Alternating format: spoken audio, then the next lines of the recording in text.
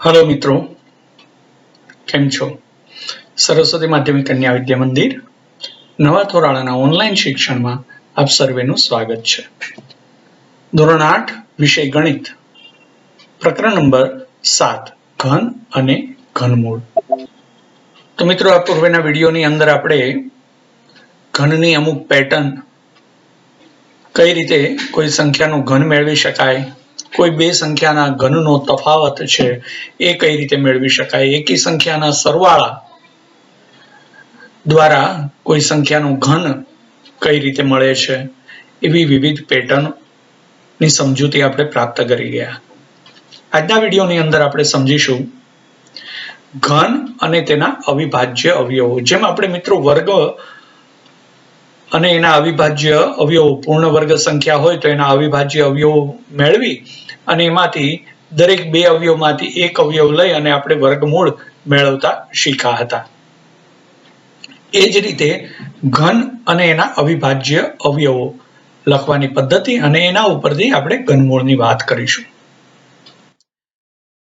કોઈ પણ પૂર્ણઘન સંખ્યા હોય તો જેમ પૂર્ણ વર્ગ સંખ્યામાં એના અવિભાજ્ય અવયવો છે એ બબ્બે વાર એટલે કે જોડીમાં હોય, એમ પૂર્ણઘન સંખ્યામાં અવિભાજ્ય અવયવો છે એના ટ્રિપલેટ્સ હોય, એટલે કે ત્રણ વાર એ અવિભાજ્ય અવયવો આવેલા હોય। આપણે એ વસ્તુને સમજવા માટે ઉદાહરણોને સમજીએ। તો અહીંયા અમુક ઉદાહરણો ઉપરથી આપણે એ બાબત સમજીએ।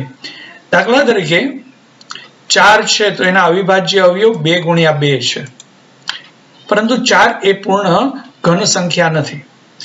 હવે 4 ની પૂર્ણ ઘન સંખ્યા 64, તો એના અવિભાજ્ય અવયવો લખીએ તો આપણે 2 ગુણ્યા 2 ગુણ્યા 2 ગુણ્યા 2 ગુણ્યા 2 એમ 6 વખત લખી શકીએ। એનો અર્થ એ થયો કે એ બબ્બેની 3 વખત 2 નો ગુણાકાર મળે છે। તો કોઈ અવિભાજ્ય અવયવ 3 વખત આવે। એવી રીતે દાખલા તરીકે 6 છે તો એના અવિભાજ્ય અવયવ 2 ગુણ્યા 3 મળે, તો 6 નો ઘન એટલે 216, તો એના અવિભાજ્ય અવયવમાં 2 છે એ 3 વખત મળે અને 3 છે એ પણ 3 વખત આપણને મળે છે। એવી જ રીતે 15 એટલે 3 ગુણ્યા 5 એ એના અવિભાજ્ય અવયવ છે, તો 15 નો ઘન એટલે કે 3375, તો એના અવિભાજ્ય અવયવ લખીએ તો એ 3 છે એ 3 વખત આવે અને 5 છે એ પણ 3 વખત આવે। તો કોઈ પૂર્ણઘન સંખ્યામાં એના અવિભાજ્ય અવયવો છે એ 3 વખત આવતા હોય છે। એવી જ રીતે 12 નું ઘન, તો 12 છે એ 2 ગુણ્યા 2 ગુણ્યા 3 એ એના અવિભાજ્ય અવયવ છે, તો એનો અર્થ એ થયો કે 2 3 વખત, બીજા 2 3 વખત અને 3 છે એ 3 વખત, એટલે 2 6 વખત અને 3 3 વખત આવશે। એટલે આપણને 2 ની 3 વાળી 2 જોડ મળશે અને 3 છે એ 1 વખત મળશે, તો આપણને એ 3 વખત મળે છે। તો આવી રીતે કોઈ પણ પૂર્ણઘન સંખ્યામાં એના અવિભાજ્ય અવયવો છે એ 3 વાર આવતા હોય છે। હવે મિત્રો, જેમ પૂર્ણ વર્ગ સંખ્યાના અવિભાજ્ય અવયવો પાડી અને આપણે એને અવિભાજ્ય અવયવોના સ્વરૂપમાં લખતા હતા, એ જ રીતે પૂર્ણઘન સંખ્યાઓને પણ એના અવિભાજ્ય અવયવોના સ્વરૂપમાં આ રીતે દર્શાવી શકતા હોઈએ છીએ। જેમ કે 216 છે તો એના અવયવ પાડી અને આપણે એને 2 ગુણ્યા 2 ગુણ્યા 2 ગુણ્યા 3 ગુણ્યા 3 ગુણ્યા 3 એમ 2 અને 3 એવી અવિભાજ્ય સંખ્યાઓ 3 વખત આવે છે। તો એ રીતે આપણે લખી શકીએ કે 2 નો ઘન ગુણ્યા 3 નો ઘન। એને આપણે આમ પણ દર્શાવી શકીએ 2 ગુણ્યા 3 એનો ઘન એટલે કે 6 નો ઘન। તો એ 216 એ કોઈ સંખ્યાનો ઘન છે, માટે 216 એ પૂર્ણ ઘન સંખ્યા છે એમ આપણે કહી શકીએ। હવે શું મિત્રો 729 છે એ પૂર્ણઘન સંખ્યા છે? તો આપણે 729 ના અવિભાજ્ય અવયવો લખીએ તો એ આપણે 3 ને 3 વખત અને બીજી વખત 3 ને 3 વખત એમ દર્શાવી શકીએ છીએ. એનો અર્થ કે 3 નો ઘન ગુણ્યા 3 નો ઘન એટલે કે 3 ગુણ્યા 3 કૌંસ ઉપર ઘન એટલે કે આપણે 9 નો ઘન એમ આપણે દર્શાવી શકીએ. માટે કહી શકીએ કે હા 729 એ પૂર્ણ ઘન સંખ્યા છે. એવી જ રીતે મિત્રો ચકાસશે કે 500 છે પૂર્ણ ઘન સંખ્યા છે કે નહીં.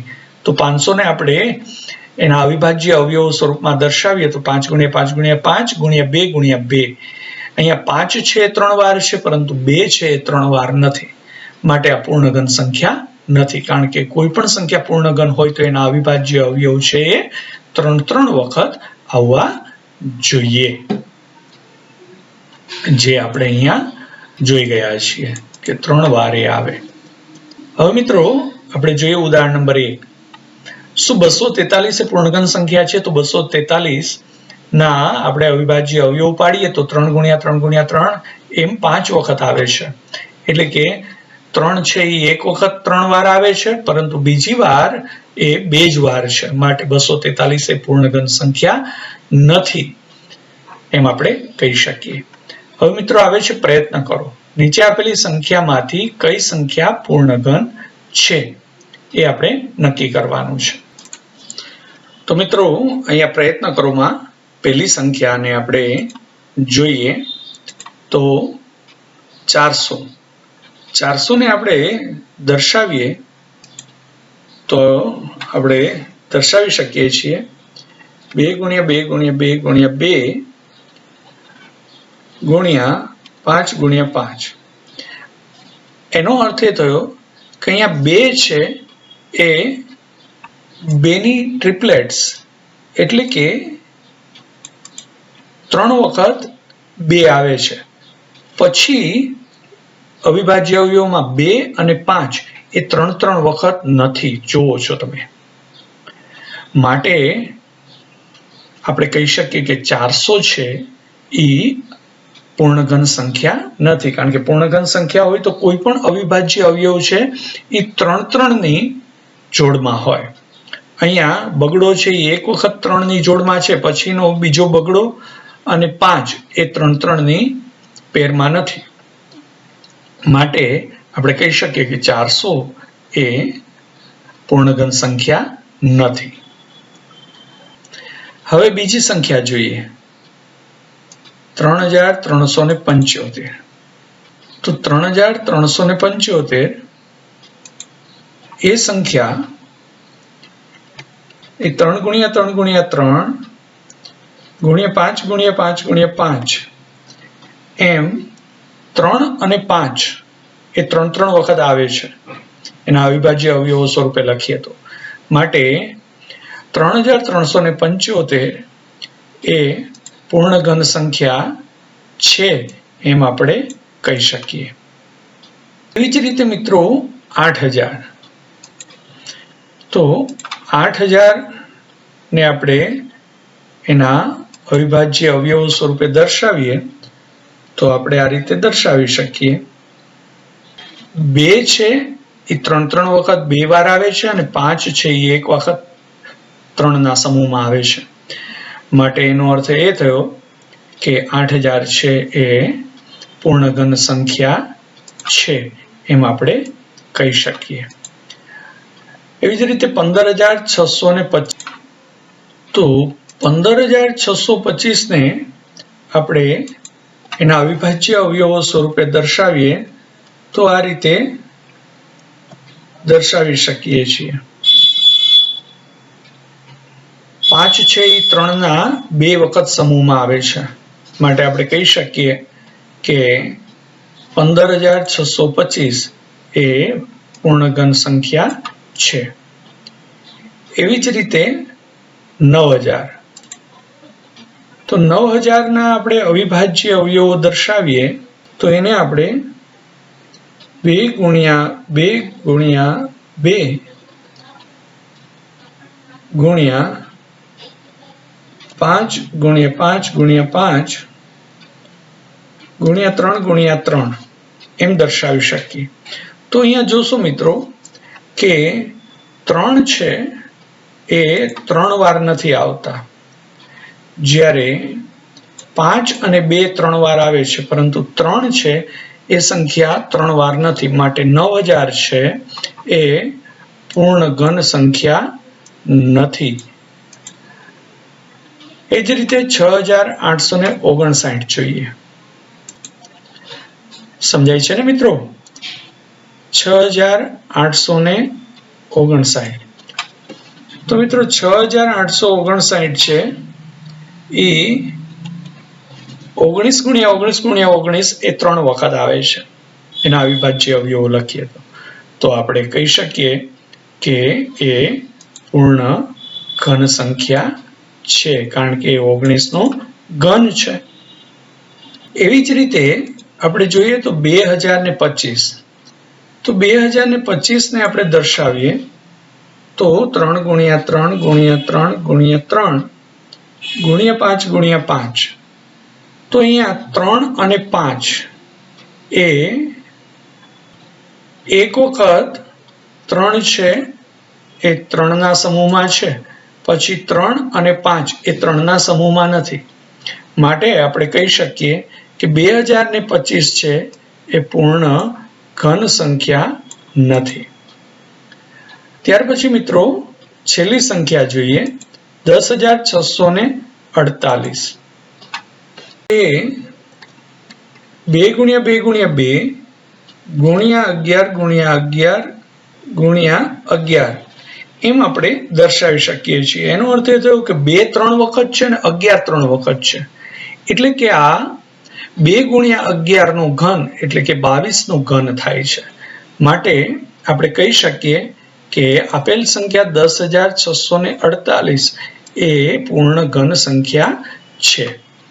તો મિત્રો આ રીતે આપણે કોઈ સંખ્યાના અવિભાજ્ય અવયવો દર્શાવીએ અને એ જો 3 ના સમૂહમાં હોય તો એ સંખ્યા પૂર્ણ ઘન છે એમ કહી શકીએ, અને જો 3 ના સમૂહમાં ન મળે તો આપણે કહી શકીએ કે એ સંખ્યા પૂર્ણ ઘન નથી. હવે આપણે સમજીએ નાનામાં નાનું ગુણક કે જેથી પૂર્ણ ઘન સંખ્યા મળે. જેમ આપણે મિત્રો આની પૂર્વેના પ્રકરણની અંદર નાનામાં નાની કઈ સંખ્યા વડે ગુણવાથી કોઈ સંખ્યા પૂર્ણ વર્ગ મળતી હતી, અથવા તો નાનામાં નાની કઈ સંખ્યા વડે ભાગવાથી કોઈ સંખ્યા પૂર્ણ વર્ગ મળતી હતી, એ જ રીતે અહીંયા નાનામાં નાના કઈ સંખ્યાના ગુણક વડે કોઈ સંખ્યા પૂર્ણ ઘન સંખ્યા થાય. તો એના અવિભાજ્ય અવયવમાં 3 ના સમૂહમાં ઘટતી જે સંખ્યાઓ હોય એ સંખ્યા વડે ગુણીએ તો આપણે એ સંખ્યાને પૂર્ણ ઘન બનાવી શકીએ. જોઈએ મિત્રો, રાજે પ્લાસ્ટિકનો એક લંબઘન બનાવ્યો જેની લંબાઈ, પહોળાઈ અને ઊંચાઈ અનુક્રમે 15, 30 અને 15 સેન્ટીમીટર છે. અનુએ રાજને પ્રશ્ન કર્યો કે આવા કેટલા લંબઘન સાથે મળે તો મળતો ઘન છે પૂર્ણ ઘન હોય? શું રાજ તે તું કહી શકે? રાજે કહ્યું કે આપેલ લંબઘનનું ઘનફળ છે એ 15 ગુણ્યા 30 ગુણ્યા 15, એટલે કે 3 15 ના આપણે અવયવ પાડીએ, અવિભાજ્ય અવયવની રીતે દર્શાવીએ તો 15 એટલે 3 ગુણ્યા 5, 30 એટલે 2 ગુણ્યા 3 ગુણ્યા 5 અને 15 એટલે 3 ગુણ્યા 5. તો એનો અર્થ એ થયો કે બધાને એક સાથે લખીએ તો 2 ગુણ્યા 3 ગુણ્યા 3 ગુણ્યા 3 ગુણ્યા 5 ગુણ્યા 5 ગુણ્યા 5 એમ લખી શકાય. તો અહીંયા 3 અને 5 એ 3 વાર આવે છે, પરંતુ 2 છે એ એક જ વાર આવે છે, 3 વાર આવતો નથી. તો જો આ સંખ્યાને પૂર્ણ ઘન બનાવવી હોય તો 2 ને 3 વાર લાવવા જોઈએ. તો એના માટે 2 વાર ઘટે છે, તો આપણે એને 2 વાર વડે ગુણવું જોઈએ, એટલે કે 2 ગુણ્યા 2 વડે ગુણવું જોઈએ. એનો અર્થ કે 4 વડે ગુણવું જોઈએ. 2 ગુણ્યા 2 એટલે 4. તો આવા 4 લંબઘન એક સાથે રાખવાથી મળતો ઘન એ પૂર્ણ ઘન થાય, કારણ કે આપણે 4 વડે ગુણીએ તો આપણને પૂર્ણ ઘન સંખ્યા મળે છે. માટે અહીંયા આપણે કીધું હતું કે કેટલા લંબઘન સાથે મળે તો મળતો ઘન પૂર્ણ ઘન હોય, તો આપણે કહી શકીએ કે 4 લંબઘન એક સાથે મળે તો મળતો ઘન છે પૂર્ણ ઘન હોય. સમજાયું મિત્રો? હવે આપણે જોઈએ ઉદાહરણ નંબર 2 ને સમજવાનો પ્રયત્ન કરીએ. તો ઉદાહરણ નંબર 2 માં કહ્યું છે કે શું 392 એ પૂર્ણઘન સંખ્યા છે? તો આપણે એના અવિભાજ્ય અવયવો પાડીએ. તો 392 ને આપણે 2 ગુણ્યા 2 ગુણ્યા 2 ગુણ્યા 7 ગુણ્યા 7 લખી શકીએ. તો અહીંયા જુઓ છો મિત્રો, 7 ગુણ્યા 7 છે, 3 વાર નથી, માટે આપણે કહી શકીએ કે 392 એ પૂર્ણઘન સંખ્યા નથી. તો આપણને આગળ પ્રશ્ન કર્યો છે કે જો ન હોય તો એવી નાનામાં નાની પ્રાકૃતિક સંખ્યા શોધો કે જેને 392 સાથે ગુણવાથી મળતી નવી સંખ્યા પૂર્ણઘન હોય. તો અહીંયા મિત્રો પૂર્ણઘન બનાવવા માટે એક 7 ઘટે છે. તો આપણે 7 3 વાર નથી, 3 વાર લાવવા માટે એક વખત ઘટે છે, તો એક વાર 7 વડે ગુણવું જોઈએ. તો 392 ને 7 વડે ગુણીએ એટલે 2 ગુણ્યા 2 ગુણ્યા 2 ગુણ્યા 7 ગુણ્યા 7 ગુણ્યા 7 થઈ જાય, એટલે કે 7 દુ 14 નો ઘન થઈ ગયો. તો એ સંખ્યા મળે છે 392 ગુણ્યા 7 એટલે 2744, જે 14 નો ઘન થશે. એટલે કે હવે એ પૂર્ણઘન સંખ્યા થઈ જશે. તો નાનામાં નાની સંખ્યા 7 વડે ગુણવાથી મળતી સંખ્યા એ પૂર્ણઘન મળે છે, અને એ સંખ્યા 2744 છે એમ આપણે કહી શકીએ. અને એ કોનું ઘન છે તો એ પણ આપણે દર્શાવી શકીએ, 7 ગુણ્યા 2 નું ઘન એટલે કે 14 નો ઘન છે એમ આપણે કહી શકીએ મિત્રો. તો હવે તમને થોડું સ્પષ્ટ થયું હશે. એ જ રીતે ઉદાહરણ નંબર 3 જોઈએ એટલે આપણને વધારે સ્પષ્ટીકરણ થાય. તો ઉદાહરણ નંબર 3 માં કહ્યું છે કે 53,240 એ પૂર્ણઘન સંખ્યા છે. તો આપણે 53,240 ના અવિભાજ્ય અવયવ લખીએ. તો શું મળે છે? 2 ગુણ્યા 2 ગુણ્યા 2 ગુણ્યા 11 ગુણ્યા 11 ગુણ્યા 11 ગુણ્યા 5. તો 11 3 વાર છે, 2 3 વાર છે, પરંતુ 5 છે એ 3 વાર નથી, એક જ વાર છે. તો આપણે કહી શકીએ કે આપેલી સંખ્યા 53,240 છે એ પૂર્ણઘન સંખ્યા નથી. તો આપણે કહ્યું છે કે જો ન હોય તો નાનામાં નાની પ્રાકૃતિક સંખ્યા એવી શોધો કે જેને 53,240 વડે એને ભાગવાથી મળતું ભાગફળ પૂર્ણઘન હોય. હવે મિત્રો ભાગવાની વાત આવે.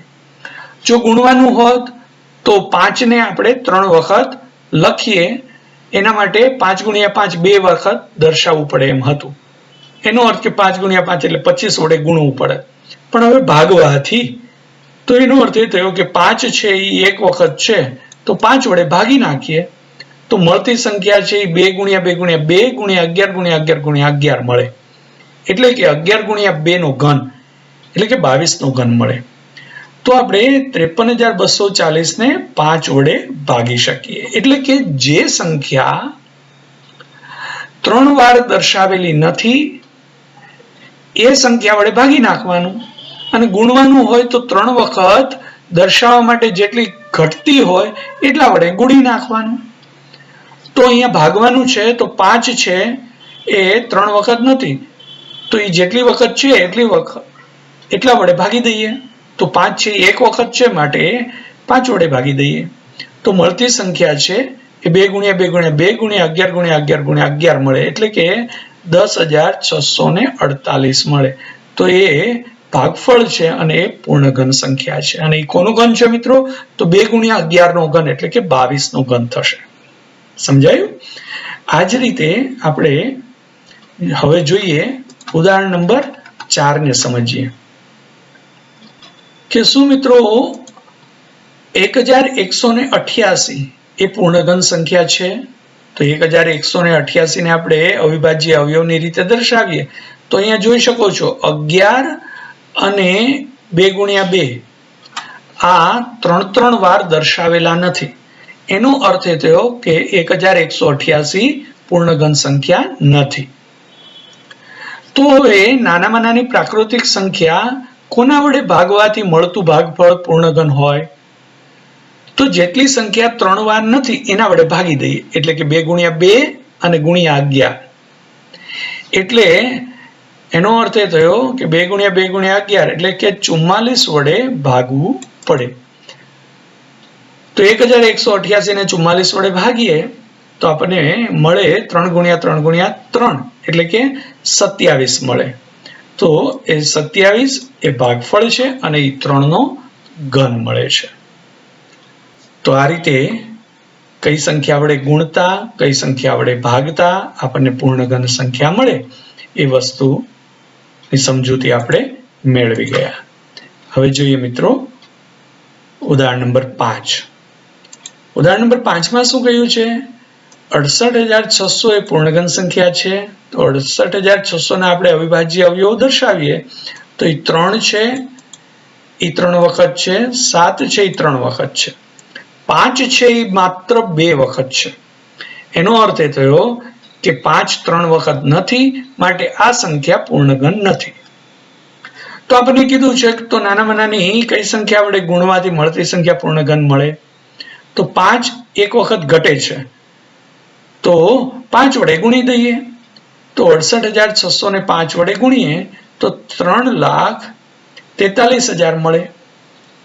હવે મળતી આ સંખ્યા એ પૂર્ણઘન સંખ્યા થઈ જશે, કારણ કે 2 3 વખત, 5 પણ હવે 3 વખત થઈ ગયું અને 7 પણ 3 વખત છે, માટે એ 2 ગુણ્યા 5 ગુણ્યા 7 નો ઘન થઈ જશે, એટલે કે એ 70 નો ઘન થશે.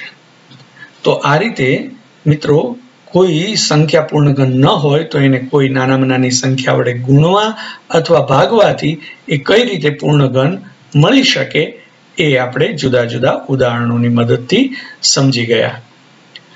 હવે મિત્રો અહીંયા વિચારો, ચર્ચા કરો અને લખો એમ આપણને કહ્યું છે. નીચેનામાંથી કઈ સંખ્યા પૂર્ણઘન સંખ્યા છે? તો હવે મિત્રો જોજો, આપણે સંખ્યાઓને આધારે કેમ નક્કી કરી શકીએ કે પૂર્ણઘન સંખ્યા છે કે નહીં? તો સૌથી પહેલું આપણે જોઈએ કે કોઈ સંખ્યામાં એકમનો અંક 0 હોય તો એ કોઈ પૂર્ણઘન સંખ્યામાં છેલ્લા 3 અંકો 0 હોવા જોઈએ. અહીંયા પહેલી સંખ્યા 2700 માં છેલ્લા 2 અંક 0 છે, માટે એ કોઈ સંખ્યાનો પૂર્ણઘન નહીં હોય. એ જ રીતે હવે બીજી સંખ્યા 16,000, તો એમાં છેલ્લા 3 શૂન્ય છે, માટે એનો અર્થ એ થયો કે આ કોઈ સંખ્યાનો પૂર્ણઘન સંખ્યા હોય તો એમાં એકમનો અંક 0 હોય. તો આગળ આવે છે 16. 16 છે પૂર્ણઘન સંખ્યા છે? તો 16 પૂર્ણઘન સંખ્યા નથી મિત્રો, કારણ કે આપણે એને 2 ગુણ્યા 2 ગુણ્યા 2 ગુણ્યા 2 4 વખત લખવું પડે, એટલે એ 3 વખત આવતું નથી, માટે 16,000 એ પૂર્ણઘન સંખ્યા નથી. મિત્રો સમજાય છે? ઓકે, ન સમજાતું હોય તો અહીંયા આપણે એના અવિભાજ્ય અવયવો લખી દઈએ કે 16,000 ના અવિભાજ્ય અવયવો કયા થાય? તો કે 2 ગુણ્યા 2 ગુણ્યા 2 ગુણ્યા 2 ગુણ્યા 2 ગુણ્યા 2 ગુણ્યા 2 ગુણ્યા 5 ગુણ્યા 5 ગુણ્યા 5. એનો અર્થ કે 2 છે એ 7 વખત છે, એટલે કે 1 2 એ 3 ની જોડમાં નથી, માટે 16,000 છે પૂર્ણઘન સંખ્યા નથી એમ આપણે કહી શકીએ. સમજાય છે મિત્રો? આપણે એના અવિભાજ્ય અવયવો લખીને પણ સમજી શકીએ. હવે 64,000 માં છેલ્લા 3 અંક 0 છે, તો એનો અર્થ એ થયો કે આ કોઈ એવી સંખ્યાનો પૂર્ણઘન હોય જેમાં એકમનો અંક 0 હોય. તો આગળ જે 64 મળે છે એ કોઈ સંખ્યાનો ઘન છે? તો આપણે કહી શકીએ હા, એ 4 નો ઘન છે, માટે આ 64,000 એ 4 ગુણ્યા 10 એટલે કે 40 નો ઘન થશે, માટે 64,000 એ પૂર્ણઘન સંખ્યા છે. હવે જોઈએ મિત્રો 900 માં છેલ્લા 2 શૂન્ય છે, માટે આ પૂર્ણઘન સંખ્યા થશે નહીં. 1,25,000 માં છેલ્લા 3 શૂન્ય છે, માટે કોઈ એકમનો અંક 0 હોય તો એની પૂર્ણઘન સંખ્યામાં 3 અંક 0 હોય. તો આગળનો 125 છે એ પૂર્ણઘન છે કે નહીં? તો એ 5 નો ઘન છે, માટે આપણે કહી શકીએ કે 1,25,000 છે એ પૂર્ણ ઘન સંખ્યા છે, કારણ કે 5 ગુણ્યા 10 એટલે કે 50 નો ઘન છે. તો મિત્રો આ રીતે તમે દરેક સંખ્યાને નક્કી કરી શકો છો, અથવા તો એના અવિભાજ્ય અવયવો 3 વખત ની સમૂહમાં આવે છે કે નહીં એના આધારે પણ તમે એ પૂર્ણ ઘન સંખ્યા છે કે નહીં એ નક્કી કરી શકો છો. તો મિત્રો અહીંયા સુધી આપણે જોઈ ગયા જુદી જુદી પેટર્ન અને કોઈ પૂર્ણ ઘન સંખ્યા ને આ અવિભાજ્ય અવયવો ને કઈ રીતે દર્શાવી શકીએ છીએ, અને પૂર્ણ ઘન સંખ્યા ન હોય તો કોઈ નાનામાં નાની પ્રાકૃતિક સંખ્યા વડે ગુણવાથી અથવા તો ભાગવાથી એ સંખ્યા પૂર્ણ ઘન કઈ રીતે બને છે એ બાબત આપણે જોઈ ગયા. તો મિત્રો પુનરાવર્તન કરતા રહેજો. નેક્સ્ટ ટાઈમ જ્યારે આપણે મળીશું ત્યારે સ્વાધ્યાય 7.1 ના દાખલાઓને સમજવાનો પ્રયત્ન કરીશું. સ્વસ્થ રહેજો મિત્રો. આવજો.